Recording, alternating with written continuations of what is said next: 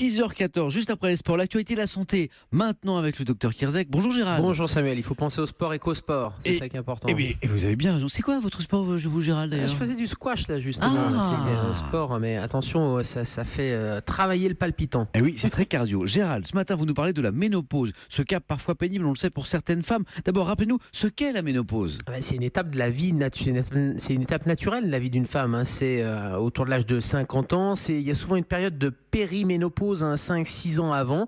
Il y a une définition médicale, c'est l'arrêt des règles pendant une période d'1 an. Donc quand il n'y a plus de règles pendant 1 an, eh bien c'est la définition clinique. Je ne veux pas parler de diagnostic parce que ce n'est pas une maladie.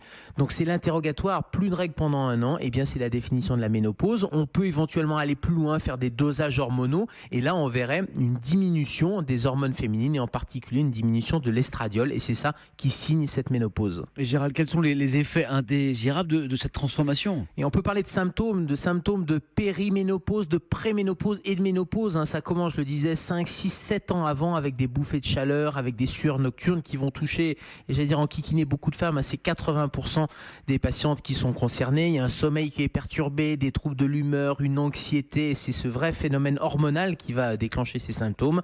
Une prise de poids également. Alors heureusement, c'est variable d'une femme à l'autre et malheureusement, il y a un capital génétique qui fait qu'on est plus ou moins embêté par ces symptômes de ménopause. Et au quotidien, Gérald, que faire pour se prémunir de ces effets indésirables? On peut l'anticiper, j'allais dire, dès la quarantaine avec des aliments qui vont préparer et être bons pour les os, par exemple riches en calcium, en vitamine D. L'activité physique va diminuer les symptômes. L'arrêt du tabac, c'est fondamental aussi. Ça, c'est avant les symptômes. Et puis quand il y a les symptômes, et notamment les bouffées de chaleur, il va falloir s'hydrater, éviter tout ce qui favorise ces bouffées de chaleur, le café, les excitants, le thé. Il va falloir diminuer un peu cette quantité alimentaire aussi. Et puis il y a des aliments qui sont riches en phytoestrogènes, je pense au soja ou au sésame, et ça c'est très bien. Et si vraiment ça vous embête, consultation médicale, et il y a un traitement hormonal substitutif de la ménopause. Merci beaucoup docteur Kierzek. On vous retrouve à 10h dans Allo Europe 1 avec Thomas Touroud et demain matin bien sûr dans Europe 1 Bonjour.